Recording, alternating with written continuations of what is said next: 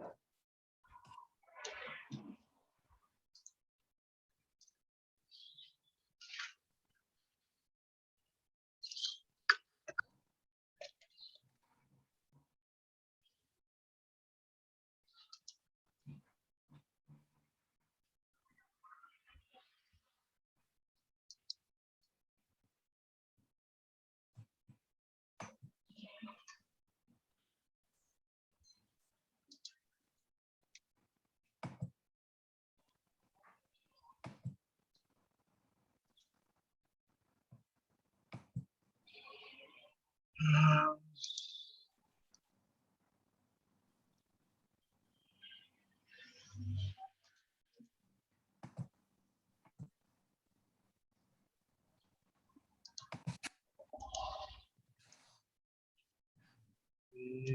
sí,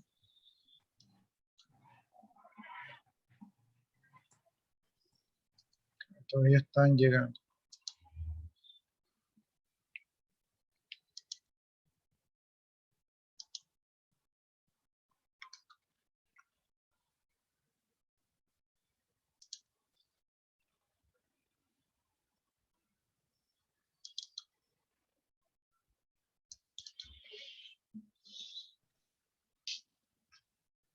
Ya eso, mientras van ingresando, pongan sus dos apellidos y sus dos nombres en el chat para el registro de su asistencia.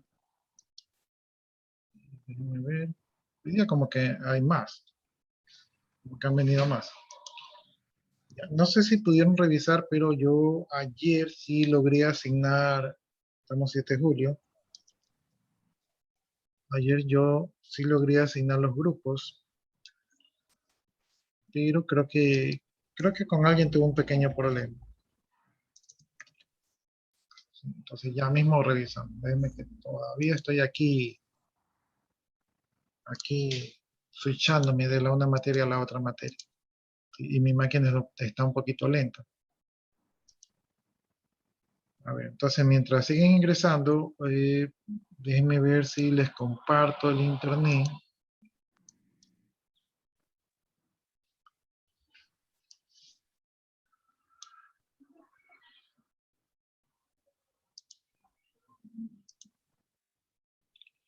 Sistema operativo Linux.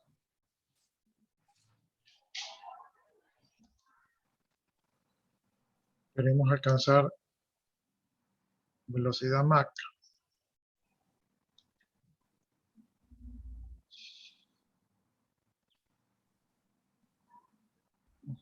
Ya, ayer le subí, como estamos en la semana 3, ayer le subí la introducción a Linux. Entonces, el documento, o sea, si ustedes lo quieren consultar, está aquí, en la semana 3. Pero quería ver el tema de los grupos con ustedes. Por cierto, no se olviden de marcar la asistencia manual en el aula virtual.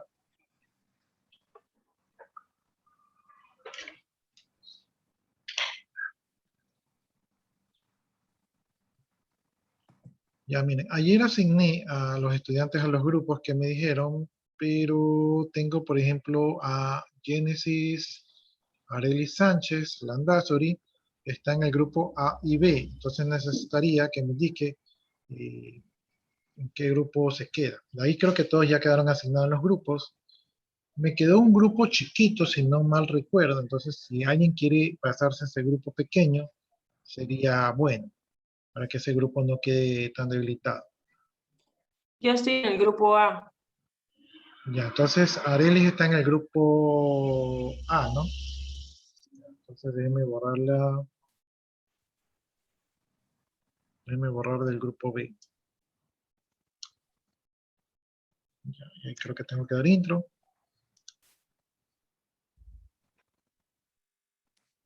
Y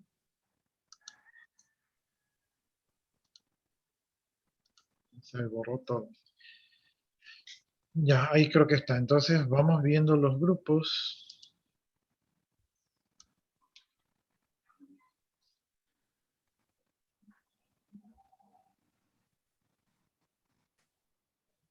Esperemos a que el internet se cargue. Allá sí, sí quedaron más o menos, sí. Sí quedaron, miren, hay 5, 5, 4. Ya, el grupo A quedaría conformado por los alumnos que ustedes ven allí, por León, Méndez, Montenegro, Sánchez, Santana, serían el grupo A. El grupo B quedaría conformado por Arriaga, Burgos, Cirino, Rodríguez, Sánchez. Aunque Sánchez creo que la habíamos dejado en el A, ¿no? ¿O me estoy equivocando? Sí, aparezco en el A también. Yo soy del A. Ya, entonces tengo que ir a revisar eso. Y en el grupo C quedaría Camejo, Carranza, Goya y Romero, ¿no? Entonces vamos a revisar, tal vez no se actualizó, vamos a revisar, vamos a darle para atrás.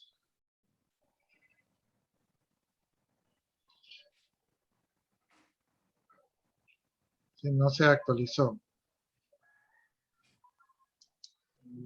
Vamos a editar. En el B no va. Y de ahí, ¿qué tenemos que hacer? Ah, ya, ahí está grabando. No se había grabado.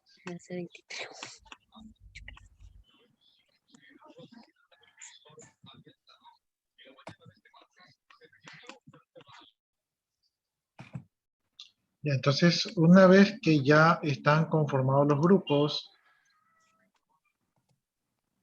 ¿verdad? El B ya sería sin Sánchez. Tenemos que se cargue.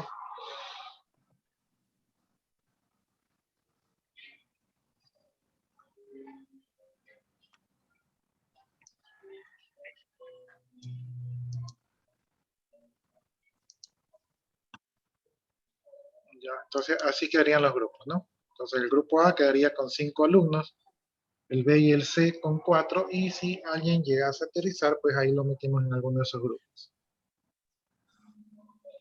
Entonces, ya con esto de aquí, Al grupo C le falta un integrante. ¿quién le falta? Falta Jorge Cedeño, pero creo que él todavía no se ha Ah, matriculado. ya, Jorge Cedeño no está registrado. Bueno, si ustedes buscan, o por lo menos yo no lo vi, ya me acordé que no lo encontré, esa es la otra novedad. No lo pude agregar porque no lo encontré. No sé si no se habrá matriculado.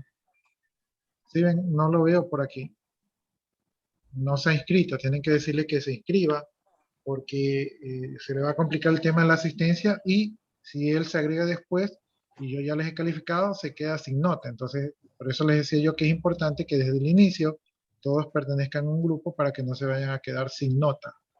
Profe, Escucho. ¿me podría decir la clave para matricularme ahorita? Ya, si yo no me equivoco, y me avisa cuando se matriculen, déjenme, a ver, La clave sería todo en mayúscula, estaríamos hablando de 1P de primer parcial, 2021 de nuestro periodo académico. Ahí sería sistemas operativos Linux, o sea, la palabra sol, y como estamos en la mañana, la M de matutino. Entonces, ahí se la copié en el chat, ¿verdad? Esa sería la clave de matriculación. Y de una vez para que ponga la asistencia, ahí me indica por el chat, me indica si es que asistió a las otras clases de Zoom para justificarle la asistencia de las clases pasadas.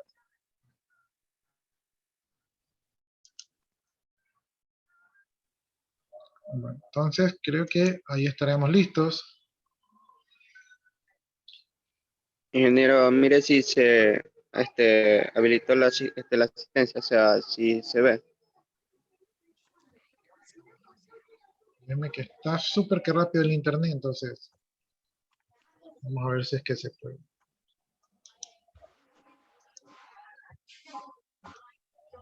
Pero ya creo que ayer revisamos la asistencia y sí estaba funcionando bien. Ya, profe, ya me matriculé.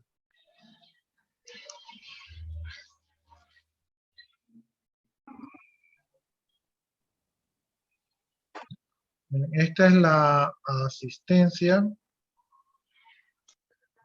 Hoy estamos 7, todavía faltan algunos, pero ahí ustedes miren, los que ya han ingresado ya se han logrado matricular. Ese es otro curso. Ese es otro curso, profesor, porque eso ahí no están los otros nombres. Déjenme ver si estoy en el mismo curso. Ah, ya. Entonces me confundí con razón, yo dije, qué raro. A ver, veamos la asistencia y por acá.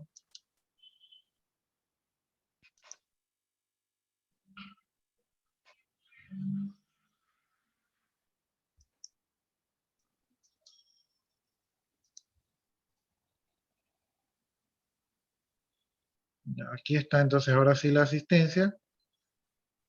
Y aquí está Jorge Cedeño que ya ingresó, ya tiene su asistencia de aquí. Entonces sí se les ha marcado a algunos. Y de una vez para no olvidarme, déjenme ponerlo a Jorge Cedeño en el grupo C, si no me equivoco.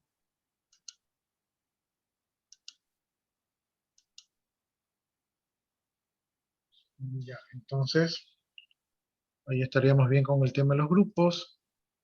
Aquí está el tema de la asistencia y Jorge Cedeño me deja escrito en el chat para revisar más tarde si usted los días que usted asistió a Zoom para yo revisarle y justificarle si es que se asistió a Zoom. Ok, profesor. Gracias. Ya. Bueno, entonces creo que ya salimos de ese tema. No se olviden de todos poner aquí sus nombres y sus dos apellidos en el chat para un registro de su asistencia sincrónica. Y déjenme abrir el documento donde nos quedamos ayer. Ingeniero, Le escucho. discúlpeme, mi exposición. Y a ver, ahí la habilité para compartir pantalla ya. Entonces, mientras yo busco la documentación donde nos quedamos ayer, usted puede aprovechar ahorita para hacer su exposición.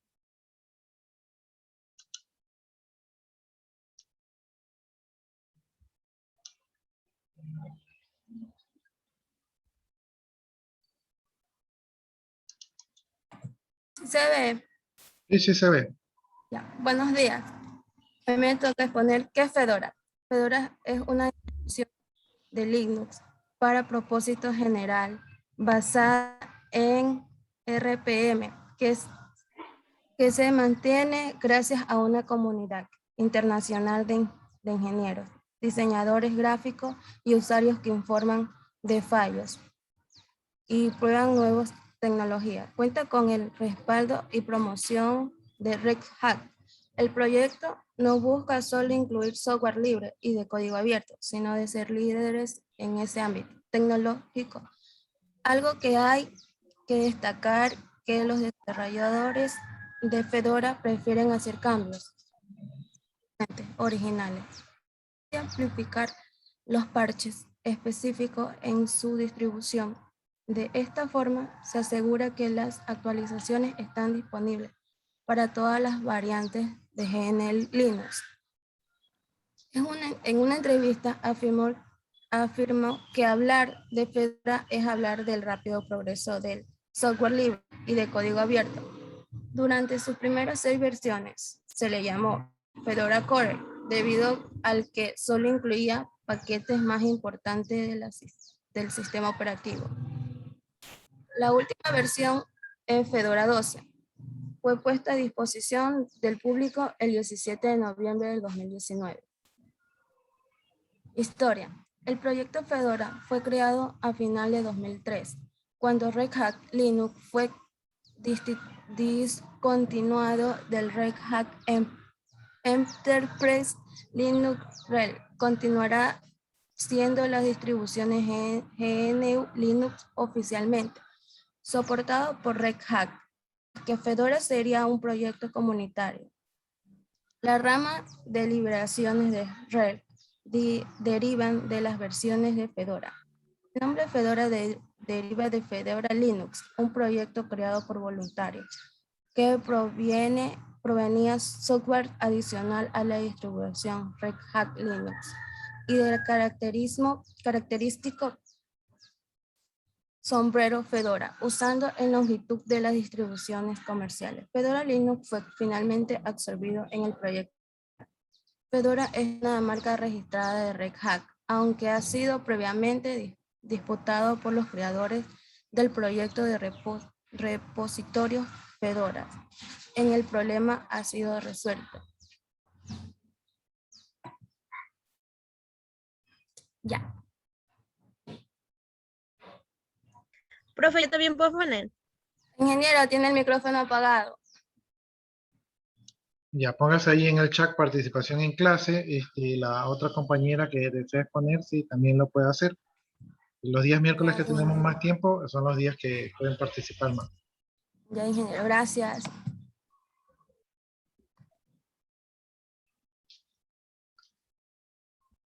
Póngase ahí en el chat ¿Qué es participación en OpenSUSE? clase.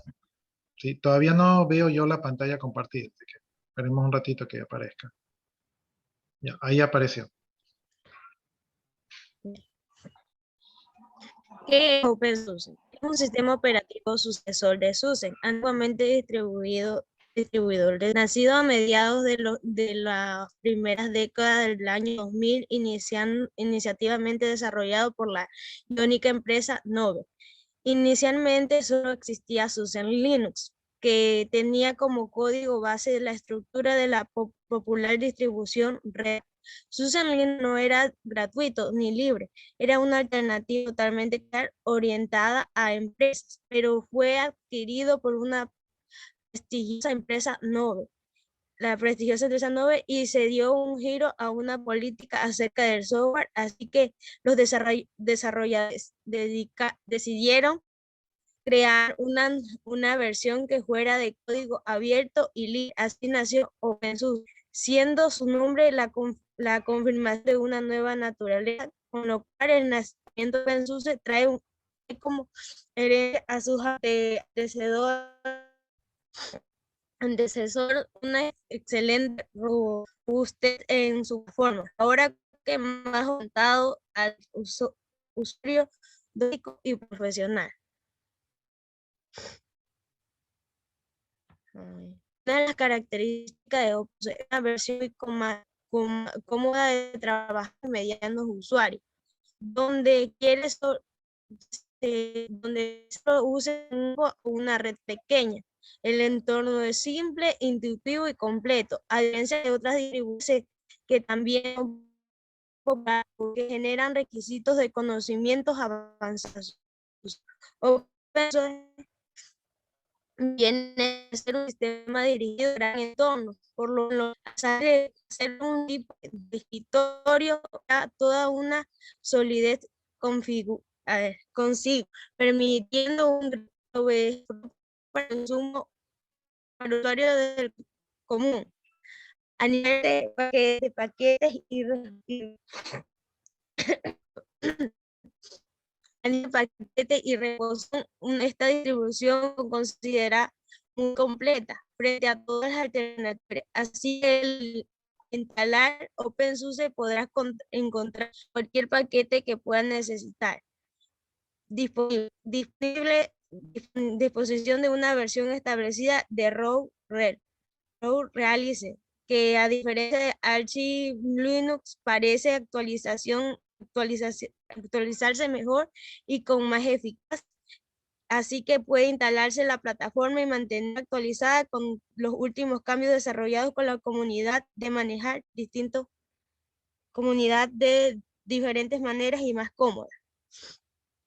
Cuando hay herramientas más que permiten una configuración fácil y sencilla, sobre todo para aquellos usuarios que le temen a la terminación o el comando. Por ejemplo, para el caso de OpenSUSE existe la herramienta YAR.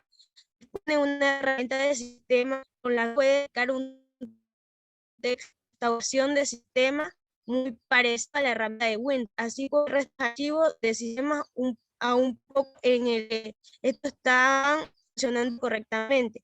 Reúnen a una de las comunidades más grandes de software libre en el cual participan muchos desarrolladores, exploradores, colaborando para mejor optimizar el proyecto, con la cual siempre hay actualizaciones y mejores disposiciones. Sobre todo, pensamos que en el bien común del usuario. Gracias.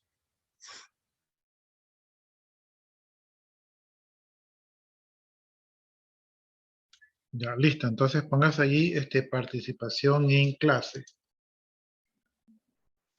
En el chat, para yo después actualizo eso ahí. Recién me matriculé. Ya. Pero Jorge Cedeño no es del otro paralelo. No, profesor, de aquí. Ah, porque justo se matriculó, y usted no es el mismo Jorge Cedeño que se matriculó en el ah, no, pues usted es de otro periodo. Es que justo se matriculó en la clase anterior Jorge Cedeño. Y aquí veo que también se matriculó Jorge Cedeño, entonces, No, yo recién me matriculé, profe, en este de aquí. coincidencias. Eso parece. Ya, listo, mire, a ver, con el tema de Jorge, no se olvide que tiene que en el aula virtual marcar su asistencia.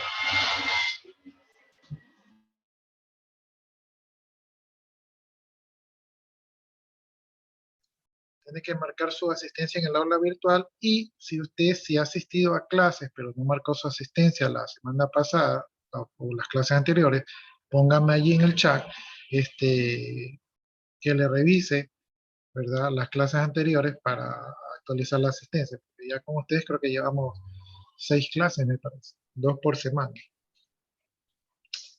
Ya, listo entonces. A ver, vamos, si no hay más inquietudes y muchas gracias por las presentaciones de sus compañeras. Una pregunta, licenciado. Dígame. Era que ayer no estuve y para ver si también me revisaba la asistencia, si me dijo cómo le va a revisar las horas de diseño, pero ayer sí no estuve yo presente. Marcó la asistencia en el aula virtual. Digo, hoy sí. Y ayer, Ayer no, porque no estuve. pero no estuvo ni en Zoom ni en el aula virtual. No estuve en ninguna de las clases porque me falló el internet, no tenía. Ya, ahí entonces tiene que pedirle al coordinador de la carrera, ¿verdad? Él sí puede justificar un día. No, Ah, en ya. mi caso yo no le puedo justificar porque yo justifico si están en una plataforma y no alcanzaron a la otra. Ahí les puedo justificar, pero en su caso, como no estuvo ni en la de Zoom ni en la plataforma, ya no le podría justificar. Entonces, pero el coordinador de la carrera sí puede, especialmente cuando tienen fallas con el internet, bienestar estudiantil y la coordinación son un poco flexibles. Ya. Ya, entonces hágalo así, tiene 48 horas para hacerlo, o sea, ya le quedan nada más 24 horas. Sí, ya, ok, gracias. Y, ¿qué más les iba a decir? Ya, y bueno, y una falta no les va a afectar, pero si se acumulan muchas faltas, ahí sí puede ser peligroso. Entonces, por último, si es una, y si no piensan faltar, pues no hay tanto problema. Solamente que no va a salir con el 100, sino que saldrá con el 88 por ahí. 88% de asistencia.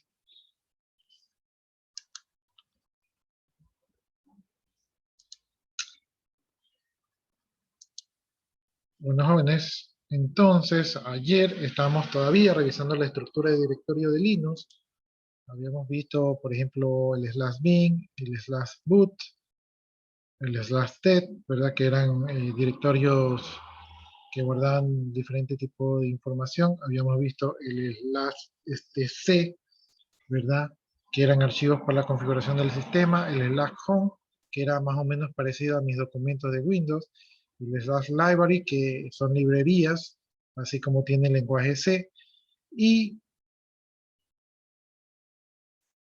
dentro del /library habíamos visto que dentro del library había un subdirectorio llamado módulos, donde se encontraba librerías para la versión del sistema operativo, que sí lo habíamos visualizado. Y también dice que en el directorio /usr/include, ¿verdad? Allí vamos a encontrar librerías que van a funcionar. Dice, allá, aquí dice que se explica cómo funcionan las librerías y archivos de cabecera, ¿no?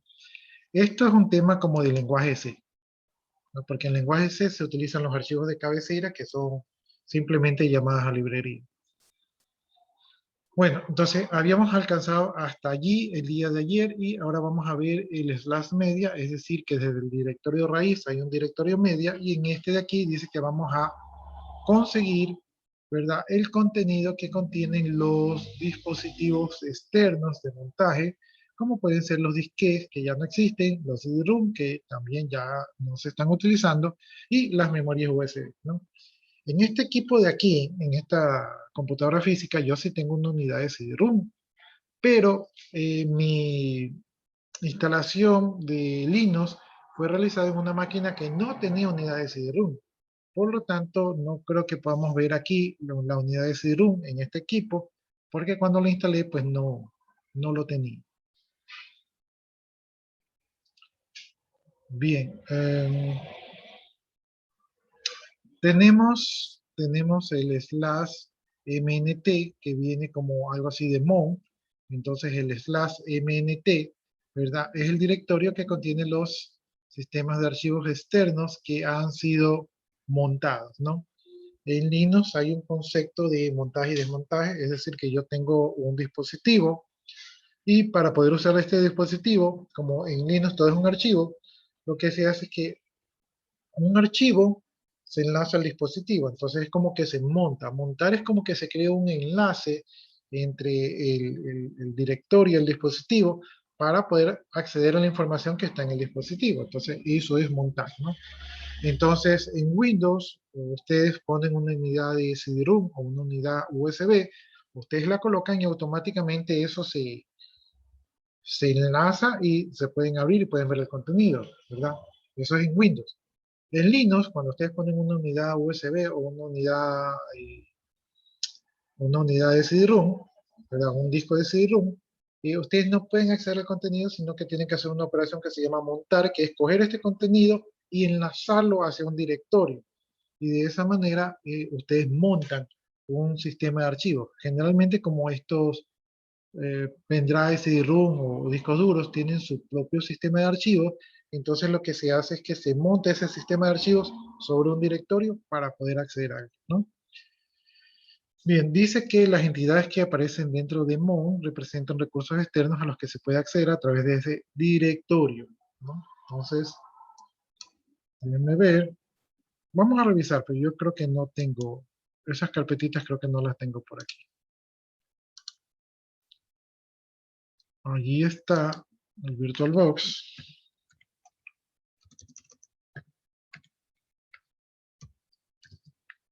Vamos a ingresar.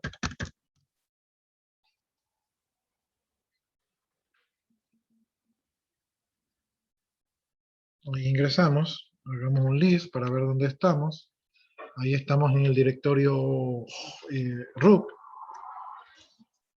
¿Sí ven? Ahí estamos en el directorio root.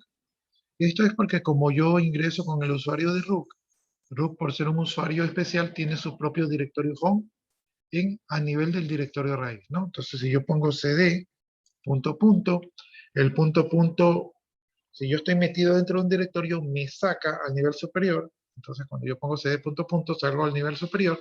Y el nivel superior es, si pongo pwd, es al raíz, ¿no? Estoy en el nodo raíz. Si hago un link aquí, ¿verdad? Aquí veo todos los directorios.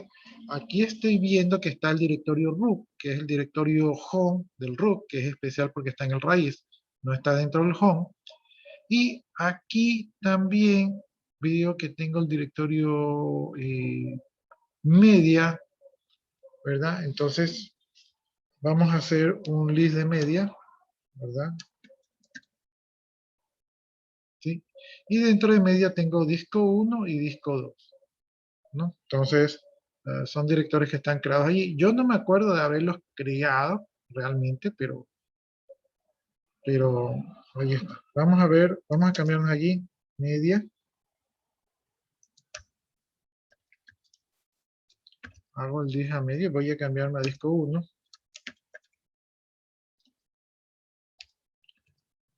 ¿Ve? Y tengo un texto allí. Tengo un texto en medio. Sí, esto debe haber sido alguna prueba que yo hice. Voy a poner more texto. Ya. El comando more es para ver el contenido de un archivo. Entonces, ahí le puse more texto para ver el contenido de ese archivo de texto. Entonces, son dispositivos creados por mí, pero realmente no recuerdo haberlo hecho. ¿Sí? Entonces, me voy a salir ahí del media. Ahí vemos que hay dos directorios, que es disco 1 y disco 2. Y me voy a salir al directorio raíz, ¿no? Entonces, el media era el directorio que contiene los directorios que se van a utilizar como puntos de montajes para medios externos, ¿no? Entonces, esos están allí. Y ahora que estoy en el directorio raíz, voy a irme al directorio mount. Entonces voy a poner cd mount, ¿verdad? Yo le digo mount, pero es mnt. Vamos a hacer un list, a ver qué tenemos aquí, y no tenemos nada, porque aquí se supone que deberían estar los, aquí en el mount deberían de estar los recursos que se pueden montar, ¿verdad? Pero en este caso, como no hay nada montado, pues no aparece nada.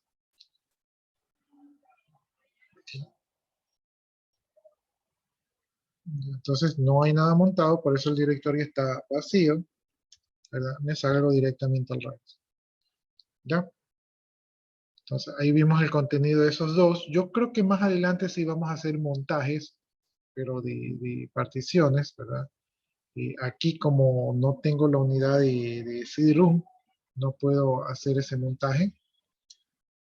Entonces eso quedaría en standby.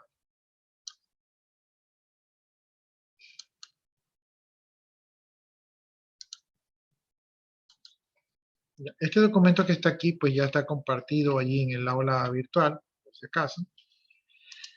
Y avanzando tenemos el directorio OPT. Este es un directorio como de opciones. Este directorio se van a instalar complementos de programas, algo así como los plugins, ¿verdad? Las aplicaciones suelen utilizar este directorio para instalar sus plugins, ¿verdad? O sus programas adicionales dentro de este directorio y utilizan su propio nombre de programa para poderlos identificar.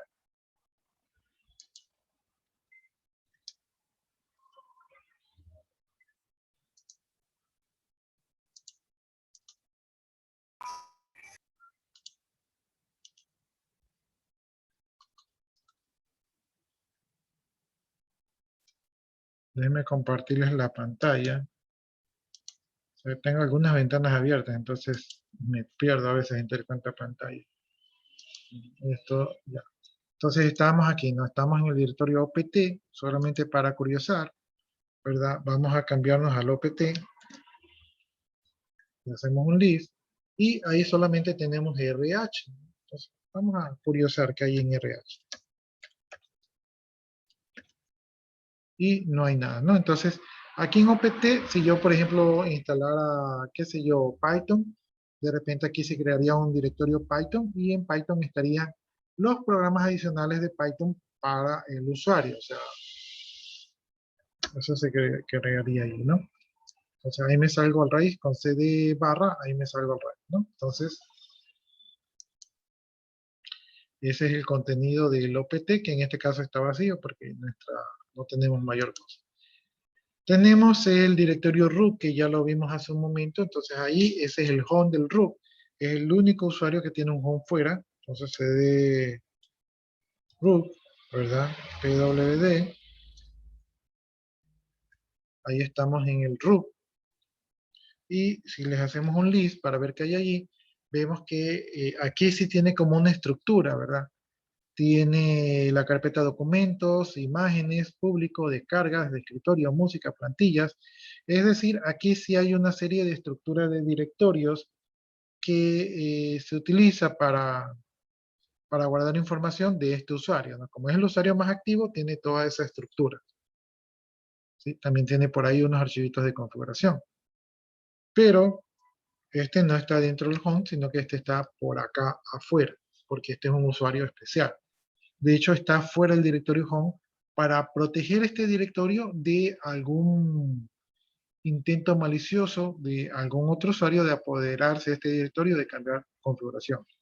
Recuerden que el root es un usuario súper importante y si se llega a dañar el usuario del root, muy probablemente podemos perder el sistema operativo. Bien, tenemos el directorio SBIN. El directorio SBIN tiene comandos, ¿verdad? Y los programas que se utilizan para la administración del sistema operativo. Allí encontramos el directorio SBIN, USR, USRBIN, USR local, SBIN. Son archivos que suelen servir para el arranque, recuperación y reparación del sistema. Ahora, estos directorios de aquí que están en el SBIN se utilizan con fines administrativos, es decir, que no cualquier usuario puede ingresar a ellos. Entonces vamos a hacer un cd SBIN para ver si tenemos este directorio. Aquí, ya que creo que estamos en el root. Vámonos al raíz, veamos, y no veo, no, sí está ahí el SBIN. Entonces cd SBIN, allá lo vi, hacemos un list, ¿verdad? Y ahí tenemos todos los programas que sirven para administrar el sistema operativo. ¿Sí? Más adelante, si tratamos de revisar, nos vamos a dar cuenta que no podemos, si entramos como un usuario normal, vamos a ver que no tenemos acceso a este directorio, porque este directorio únicamente lo pueden utilizar los administradores.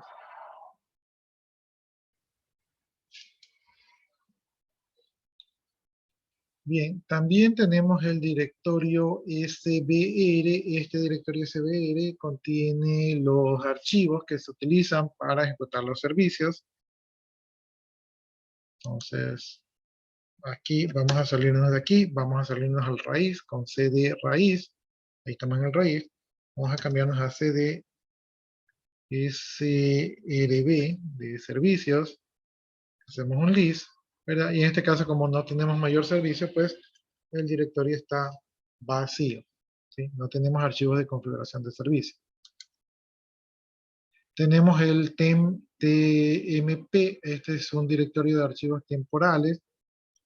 Si lo revisamos, cd/tmp, así directamente ponemos la ruta para cambiarnos allí, hacemos un list, ¿verdad? Y ahí vemos unos archivos temporales que, según veo, tienen que haber sido alguna instalación, porque tienen un formato bastante difícil de escribir, ¿no? Entonces, de ley tiene que haber sido una instalación. Ya. Tenemos el directorio USR. Este directorio USR dicen que es otro directorio que tiene una jerarquía grande. O sea, aparte del raíz, este directorio aquí tiene una estructura fuerte, ¿no?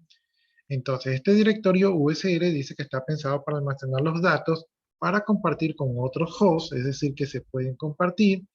Estos datos deben ser inalterables, es decir, que son de solo lectura. ¿Sí? O sea, no se pueden modificar. Normalmente este directorio tiene su partición propia.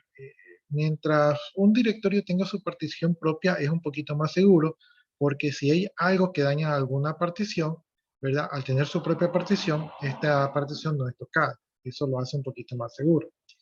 ¿Sí? Cuando todos los sistemas de archivos están en una sola partición y esa partición se daña, pues todos los sistemas de archivos también se pierden.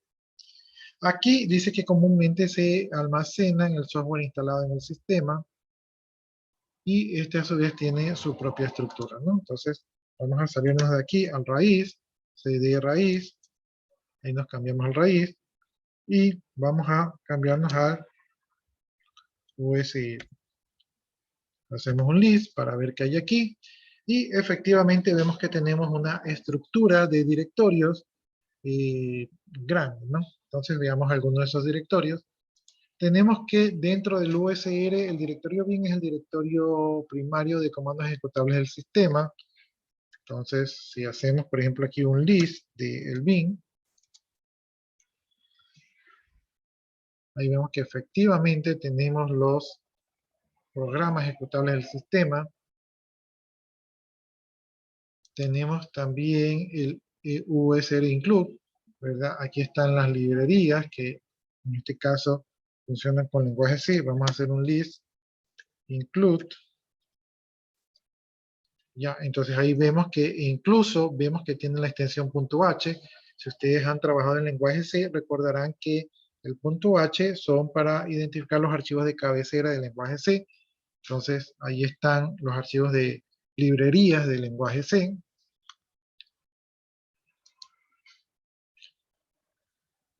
¿Qué más? Tenemos USR Library. Aquí deben estar las librerías también de Library. Entonces vamos a hacer un list de Library para ver qué hay allí. Ahí efectivamente vemos todos esos archivos de allí. Deben de ser archivos de librerías. Incluso vemos librerías de Java, de JVM, de Python, ¿verdad? De Mozilla. Entonces hay muchas librerías allí. Tenemos el USR local. Dice que este de aquí es para administración del software de manera local. Puede usarse para programas y datos que son compartibles entre un grupo de máquinas. Este subdirectorio tiene una estructura similar al directorio USR, ¿no? Entonces, vamos a hacer un list, ¿verdad? El directorio local. Y ahí vemos que efectivamente tiene una estructura similar al del directorio raíz, ¿no? Es como que se repite, ¿no? Y el objetivo de este directorio, pues, es hacer tener archivos de compatibilidad con otros sistemas operativos, ¿no? Según lo que nos dice por acá. Bien, tenemos el USRS-bin, que este directorio es para comandos y programas no esenciales, utilizados exclusivamente por el administrador del sistema. Le echémosle un ojito. Vamos a hacer un list bin. Entonces, ahí están los programas ejecutables que se requieren permisos de administrador. Tenemos el USRSRC. Este de aquí son archivos fuentes, ¿verdad? Aquí se guarda el código fuente del kernel del sistema. Vamos a ver qué tenemos allí. Vamos a hacer un list SRC. Entonces ahí tenemos el kernel cd_src, ¿verdad? Vamos a hacer un list cd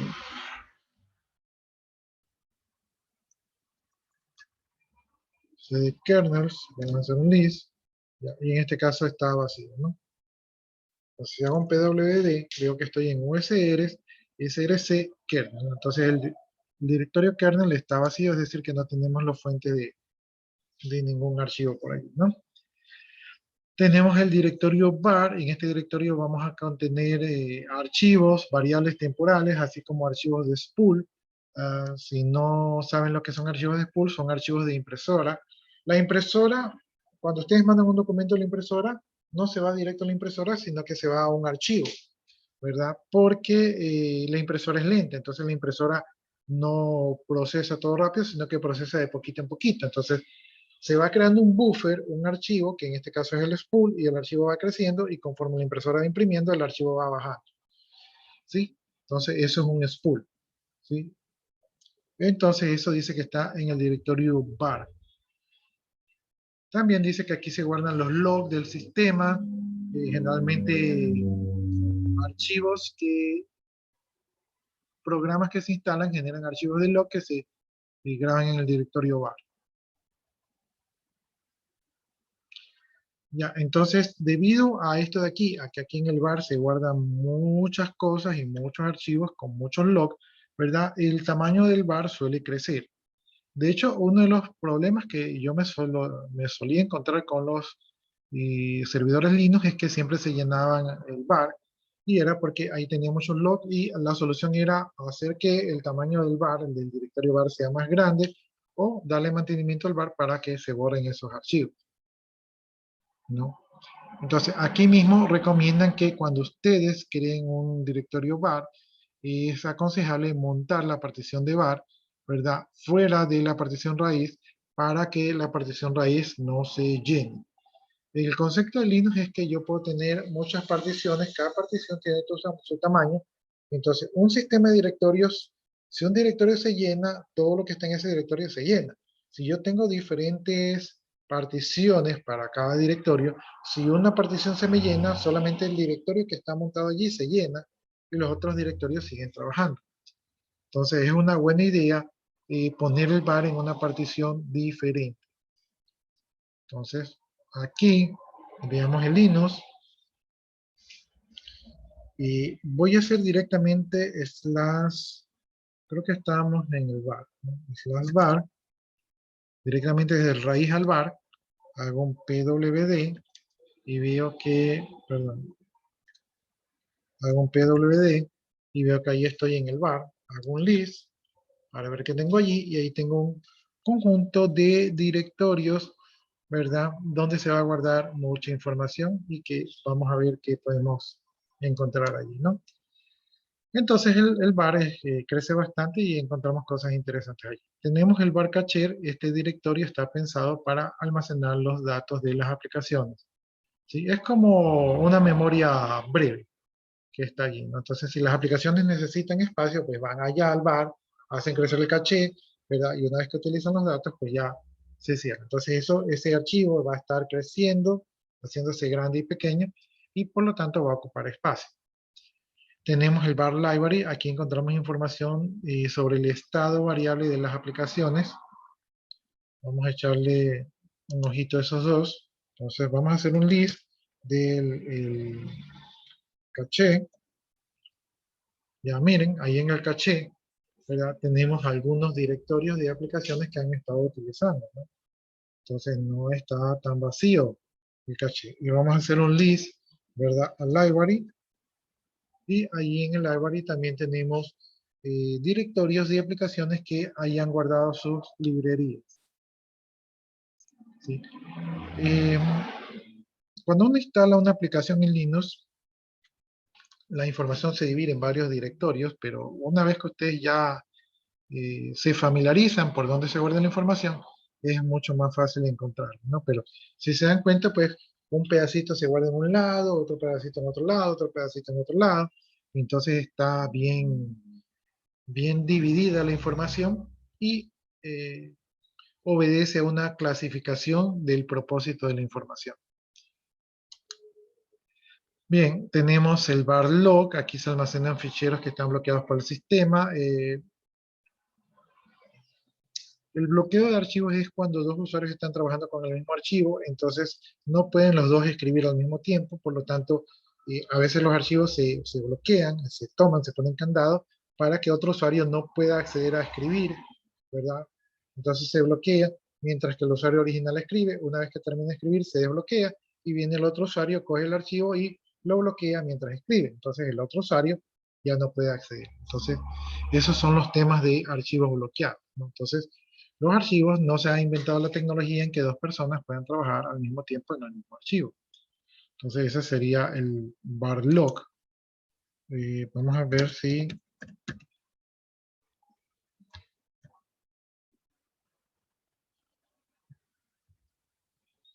Ya, miren, ahí tenemos los archivos y directorios, ¿verdad? Está también clasificado que están bloqueados. Ya, tenemos el var log. Este es el log, pero no es el log de seguro, este es el log de log. ¿Sí? Entonces aquí se guardan los mensajes de registros generados por el sistema operativo y diversos servicios. Entonces, si le echamos un ojito, vamos a cambiarnos allí al log.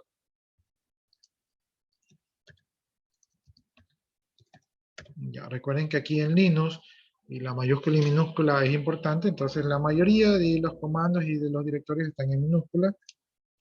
Veamos aquí, y si ustedes pueden ver aquí el contenido del log, si ustedes se dan cuenta, hay logs de buteos, ¿sí? Hay logs de buteos, hay logs de mensajes, hay logs de spoiler, entonces hay muchos logs aquí. Y este es el directorio que a veces hay que darle mantenimiento porque a veces se llena. Al inicio, cuando ustedes tienen un servidor, trabaja bonito, pero al año de repente se comienza a poner lento, se comienza a quedar sin espacio y a veces es porque no se le ha dado mantenimiento al log. Entonces aquí ustedes tienen que revisar qué vale, qué no vale, y lo que no vale, borrarlo. Lo pueden mover al directorio nulo, lo pueden eliminar. Bien. También tenemos el var mail. Aquí es como un repositorio donde se guardan los mensajes del sistema.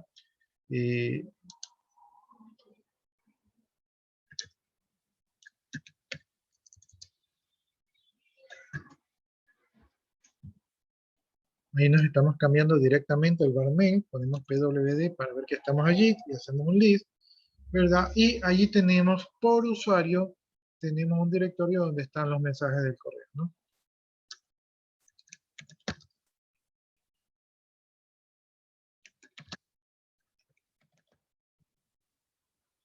Ya, entonces ahí tenemos un archivo por usuario donde están los mensajes. En este caso, el que yo revisé estaba vacío, no tenía contenido. Entonces ese es el directorio mail.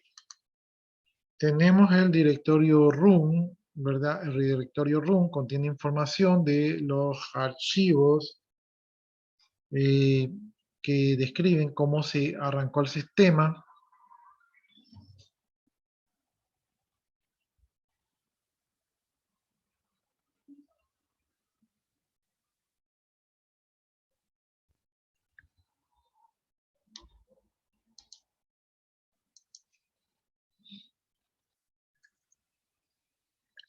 Ya, vamos a irnos a un directorio arriba. Y ahora vamos a irnos al directorio room. Vamos a hacer un list. Ya, entonces dice que aquí contiene información de los archivos de arranque del sistema. Entonces esto está en el directorio var, ¿no? Y dice que aquí contiene, o sea, aquí hay archivos que contienen los procesos que se están ejecutando, ¿no? Más adelante vamos a ver que los procesos tienen un número de identificación. Entonces ese número de identificación de procesos dice que se guardan en este directorio de aquí. Tenemos el var spool. Aquí están los archivos que se forma una cola de trabajo para su impresión. Generalmente es de impresión. Entonces me salgo de aquí del room, ¿verdad? Y me voy al spool. ¿Ya? Y ahí están directorios que tienen archivos de impresión, ¿no? Sí, ahí no debe haber nada porque como nunca he imprimido, entonces no debe haber, todos los spools deben estar vacíos. Tenemos el var-den, aquí el var-ten o tmp, aquí se guardan datos temporales, ¿verdad?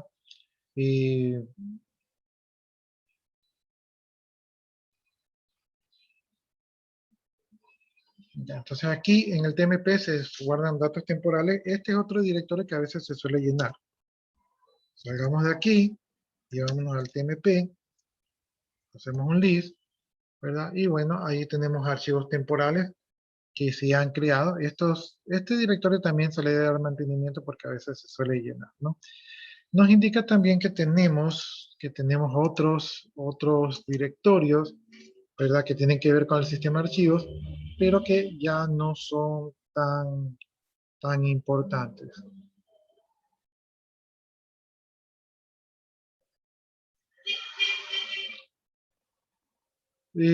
Tenemos el directorio PROC, dice, este es un sistema de archivos virtuales, se genera y se actualiza dinámicamente, es decir, no se mantiene en el disco duro, se mantiene en la memoria RAM.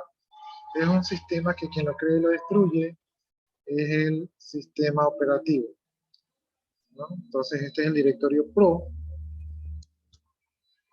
Vamos a ver.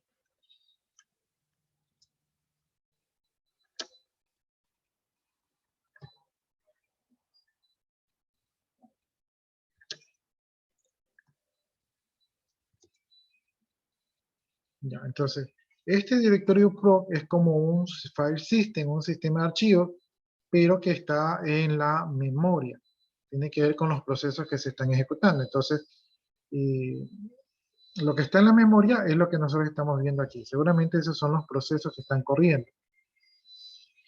Entonces, digamos que es como una imagen de la memoria, no directamente la memoria, porque ustedes saben que la memoria tiene que ser rápida y no trabaja en el disco duro, pero es como una imagen, ¿verdad?, de lo que es la memoria. Digamos que vendría a ser como la memoria auxiliar que utiliza en el disco duro. Bien, estos son los principales directorios que hay en las distribuciones de Linux, en la mayoría de distribuciones. Hay cambios pequeños entre una y otra distribución, pero en general se respeta la estructura, ¿no? Esta misma estructura encontramos en un Unix, ¿sí? O una estructura similar encontramos en un Unix, ¿no? Entonces esta sería la introducción. No sé si alguno de ustedes tenga alguna pregunta, alguna inquietud al respecto. Este sería el momento de hacerlo.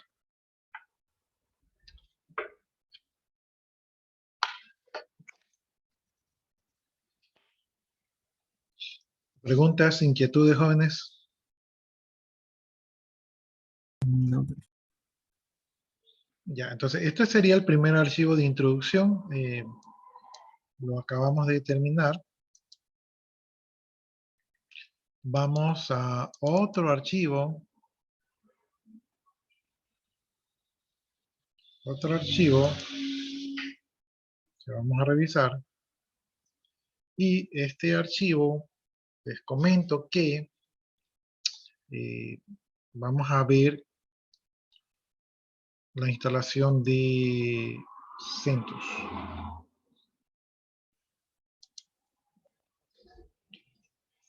No sé si se abrió, porque yo le di doble clic y parecería que no se abrió.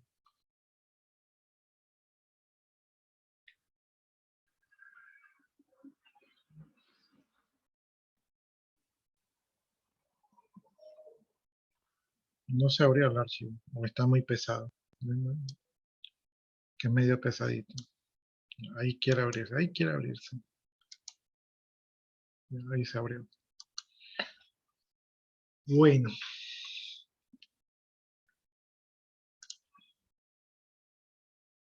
Ah, caramba.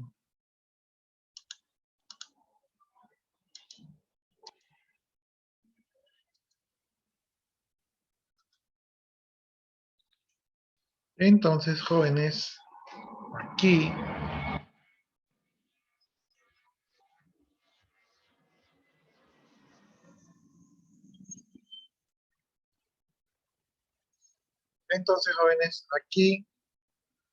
vamos a instalar CentOS. O sea, este es su primer batalla. Es una batalla bien fuerte esta de aquí.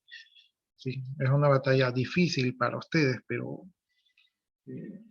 algunos de ustedes sí la va a lograr. Que es la instalación de CentOS. Es el plato fuerte del primer parcial.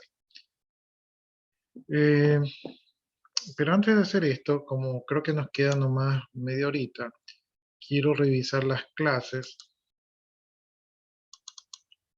Quiero revisar las clases porque en las clases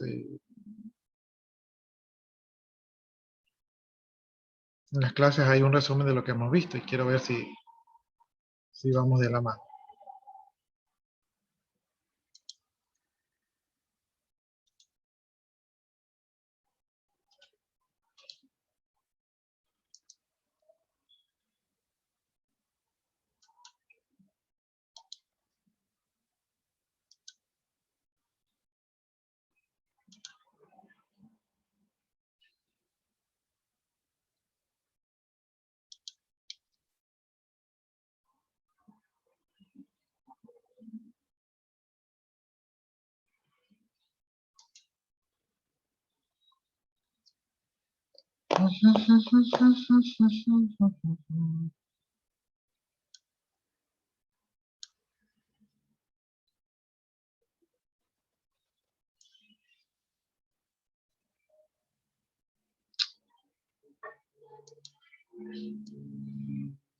Ya, listo, entonces estamos en sistemas operativos Linux.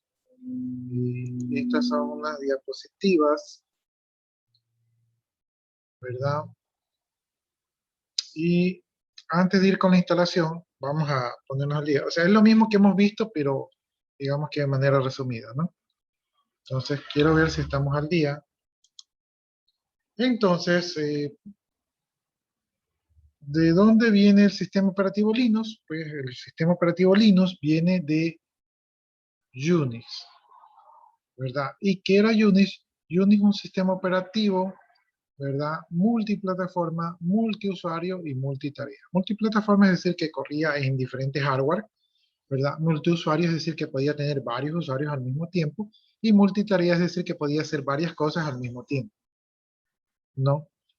La historia de Linux ya la vimos en 1991, ¿verdad? Y cuando ustedes, creo que todavía algunos de ustedes no nacían, Linus Torvalds, ese joven, pues propuso un núcleo de Linux, ¿verdad? Y se reunió con colaboradores con herramientas GNU, o sea, de código abierto, y entonces pues crearon el núcleo de Linux, basado en las capacidades de Unix, ¿no? Entonces, este proyecto que empezó Linus Torvalds, ¿verdad? Pasó de ser un proyecto de estudiante a un sistema operativo que hoy en día es uno de los más utilizados en el mundo. ¿Sí? A nivel de casa no, pero a nivel empresarial,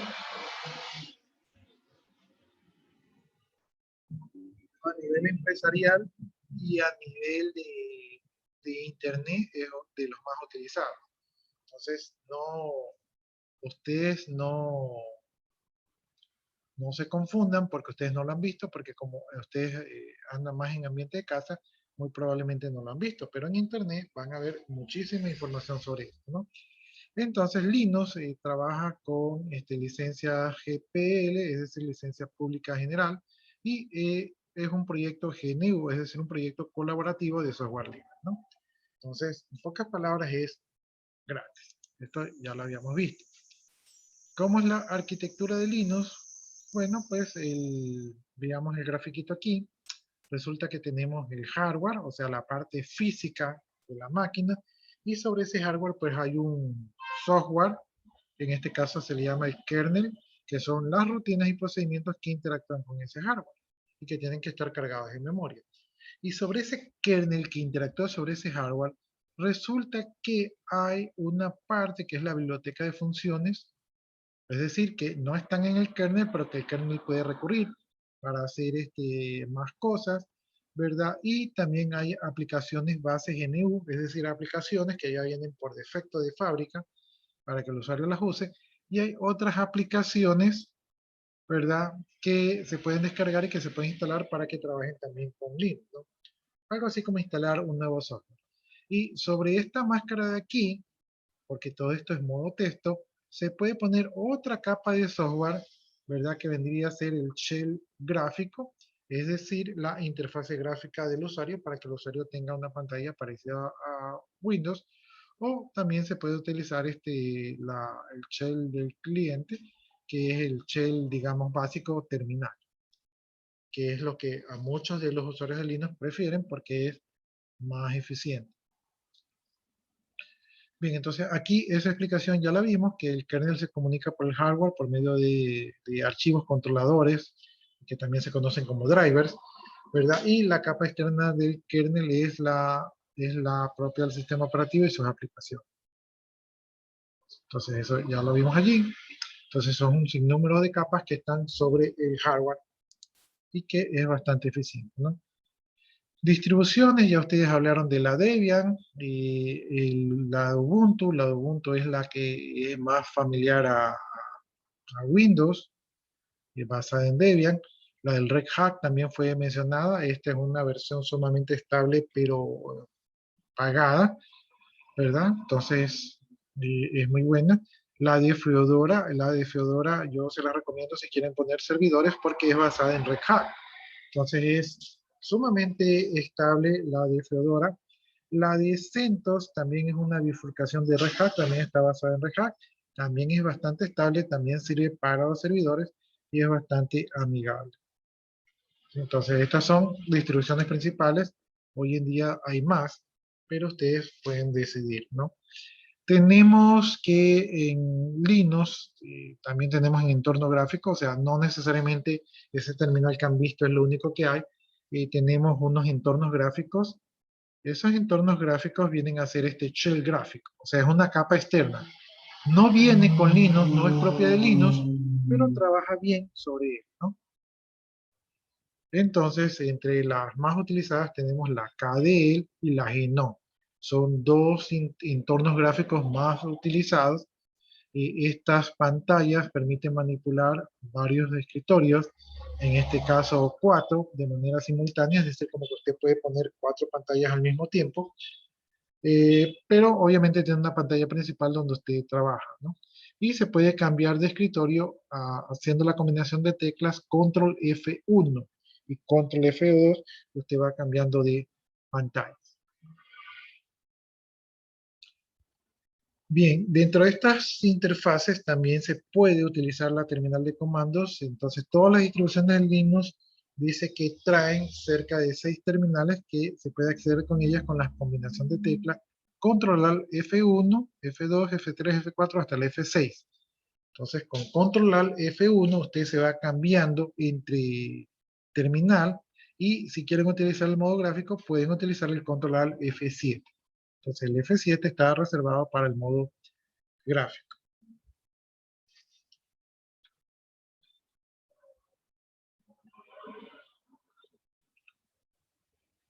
Bien, cuando nosotros vamos a iniciar, el CentOS, generalmente, y ustedes han visto, nos aparece un pequeño menú. Entonces nosotros en ese pequeño menú podemos decidir con qué versión de kernel podemos empezar, ¿no?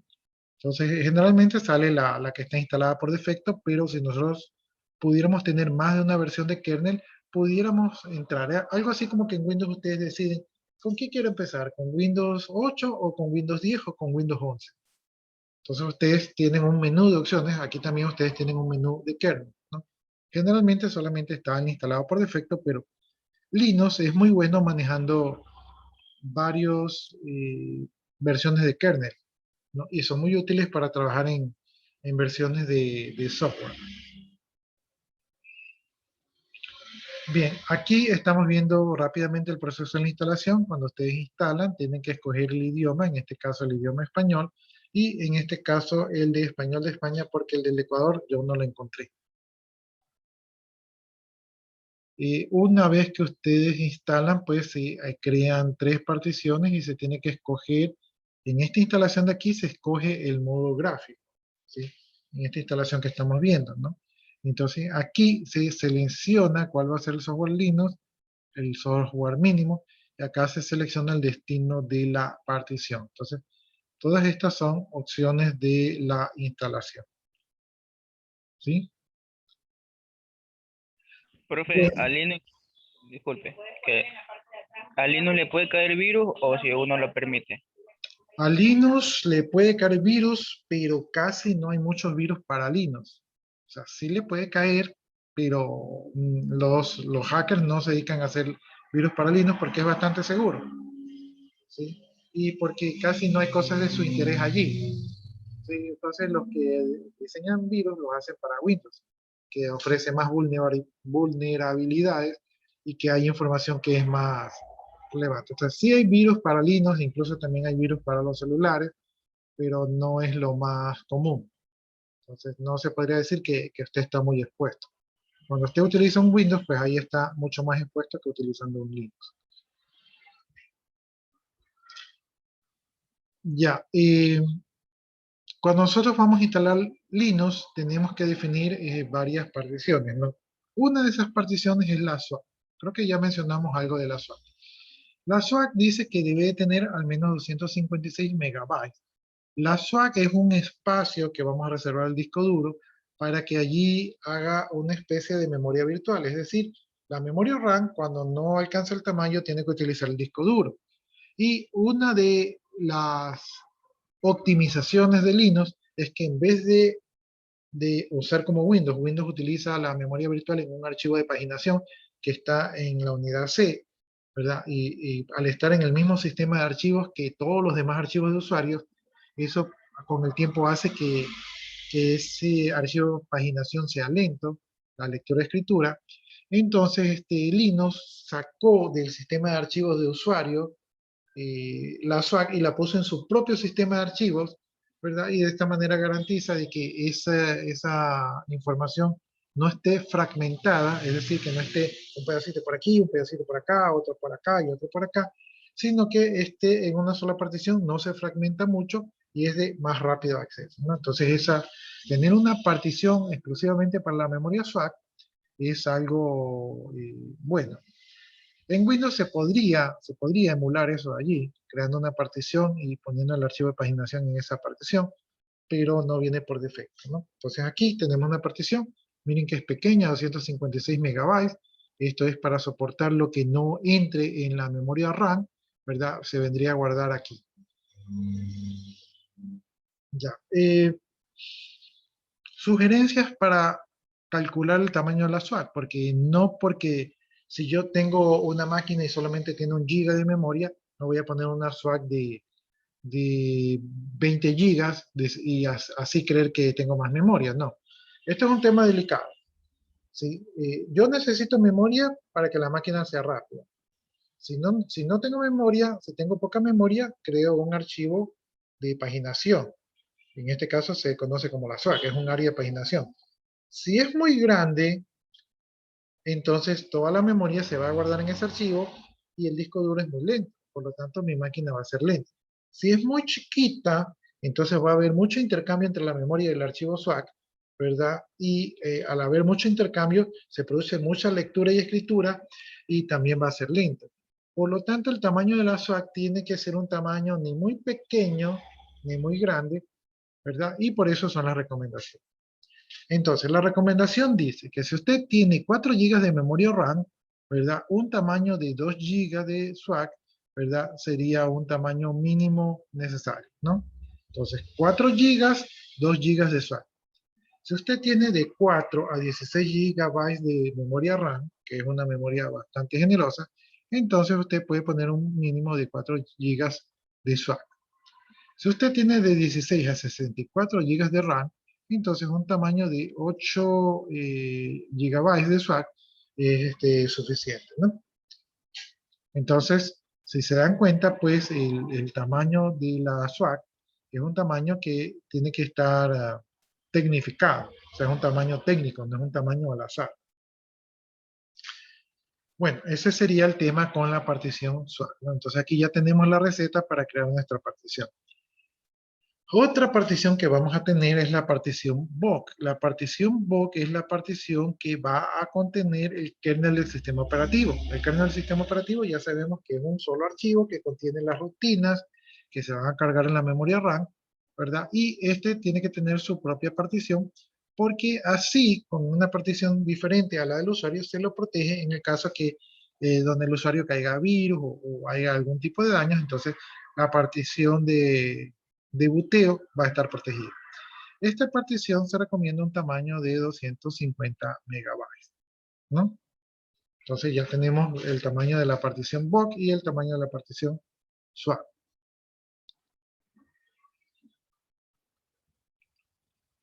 Y finalmente vamos a tener nuestro sistema de archivos. Nuestro sistema de archivos de Linux tiene su propio file system o sistema de archivos. En Windows o en DOS el sistema de archivos era la FAT, luego creció a FAT32. En Windows utilizaba el FAT32, pero después se mudaron al sistema de archivos NTFS, que es el sistema de archivos de nueva tecnología. Creo que ahora hay un nuevo sistema de archivos de Windows, que es un poquito más seguro, ¿verdad? Pero esos sistemas de archivos de Windows y los de Linux no son iguales, ¿sí? Y por lo tanto, cuando usted lleva un archivo de Linux a Windows, va a ver que cuando usted lo abre en Windows no se lee, no es compatible y viceversa. ¿Sí? Eso es porque no tienen la misma estructuración, ¿sí? No tienen el mismo formato, ¿no? Entonces, aquí en Linux, ¿verdad? Se suelen utilizar los sistemas de archivos ext2, ext3, ext4. Dice, para los sistemas de archivos de la VOC, ¿verdad? No se puede utilizar ningún otro sistema de archivos. O sea, el de la VOC tiene que ser uno de estos de aquí, ¿no? No se puede utilizar, por ejemplo, el BTRF o el XFS o el BFAC. ¿Sí? Estos son sistemas de archivos también soportados, pero para el archivo de boteo tiene que ser de los que ya vimos anteriormente. En el nodo raíz, que ya vimos que es el nodo principal, se configura todos los archivos, excepto los que están almacenados en el book, ¿no? Y este vendría a ser la partición raíz, ¿no? Entonces aquí va todo el resto de ese sistema de archivos que ya vimos, ¿no? El tamaño de la raíz dice que se puede hacer una partición con 3 GB, o sea que originalmente podríamos darle 3 GB de tamaño mínimo, y para una instalación completa podríamos poner 5 GB de tamaño mínimo de la partición. Como ustedes pueden ver, comparados con los 100 o 120 GB que utiliza Windows, ¿verdad? Esos 5 GB que utiliza para instalar todo el sistema operativo, pues es sumamente inferior, ¿no? Es como 10 veces más pequeño que lo que utiliza el Windows, ¿no? Entonces, de allí ustedes pueden ir entendiendo por qué Linux es sumamente rápido, liviano, ¿verdad? Porque su kernel, porque su sistema de archivos es muy pequeño versus los 100 gigas que necesita Windows. Entonces, ahí estamos hablando de una diferencia radical, ¿no? Entonces ya hemos visto, pues, el swag son como por lo menos de 2 a 4 gigabytes, ¿verdad? El book, pues, son como 256 megabytes, es casi nada, y la raíz son como 5 gigabytes, ¿no? En total, estamos hablando que con 8 gigabytes de tamaño disco podemos tener un Linux. O sea, si usted tiene una máquina viejita con un disco que ya no han de existir, un disco yo comencé, recuerdo, con discos de 20 megas, de 30 megas, ¿verdad? Hasta discos de 100 megas, de 200 megas. Entonces, si usted tiene una máquina viejita, tranquilamente le entra ahí un Linux. Por eso es que con el sistema operativo Linux, usted puede revivir máquinas viejitas.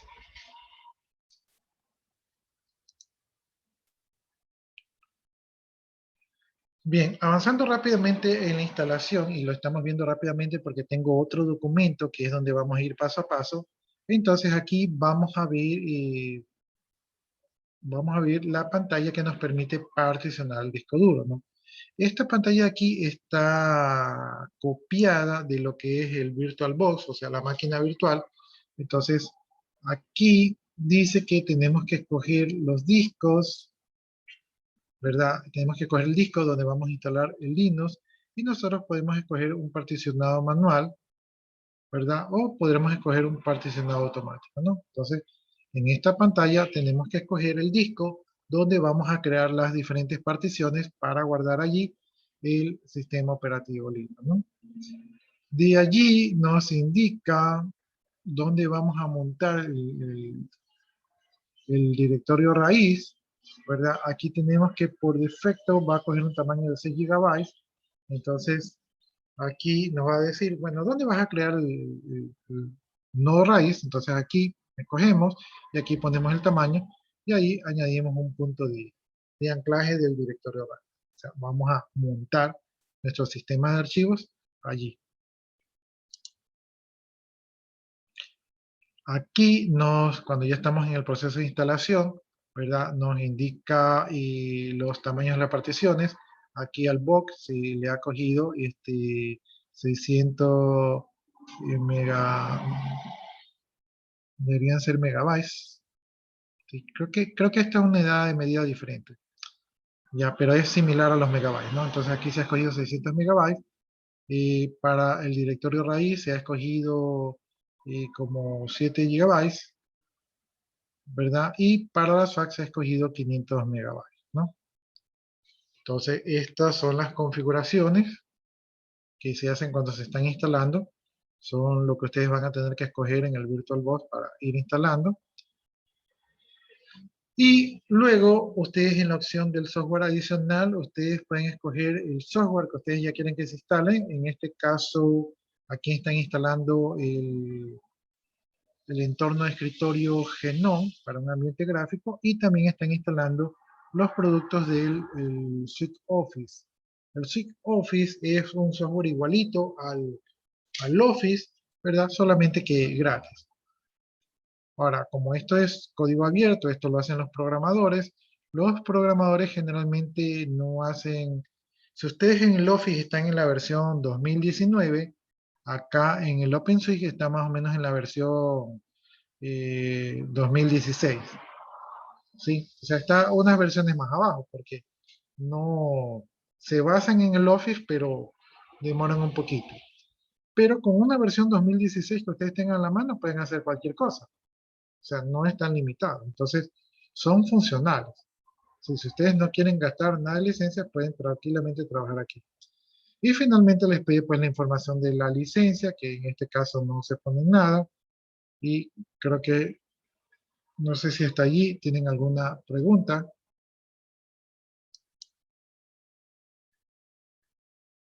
Pero la licencia es necesaria, ¿no?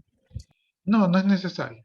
No, sino que ahí hay un tema por si acaso tengan algún tipo de licenciamiento, pero ahí no se pone nada. No hay licencia. Recuerden que la instalación que vamos a ver es de CentOS y CentOS es de código abierto, entonces es gratis. ¿Alguna otra inquietud? Ya, yo estaba viendo las diapositivas porque en las diapositivas hay un resumen de lo que es la instalación, pero en la próxima clase ya vamos a ver la instalación paso a paso, o sea, no se asusten, ahorita fue un paseo rápido por el tema del tiempo. Pero en la próxima clase sí ya vamos a comenzar con el otro archivo donde está la instalación paso a paso y es una receta que ustedes van a tener que seguir en grupo, ¿no? Entonces, para la próxima semana ya instalamos el VirtualBox, ¿verdad? Y ya van a quedar ustedes de tarea de instalar el CentOS. Y allí a veces tienen algún tipo de contratiempo. Allí Burgos está levantando la manito.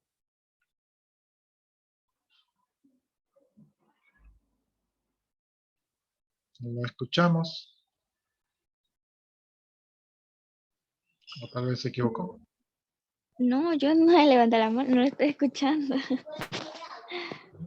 No, es mi mouse que tiene la manito. Me equivoqué yo.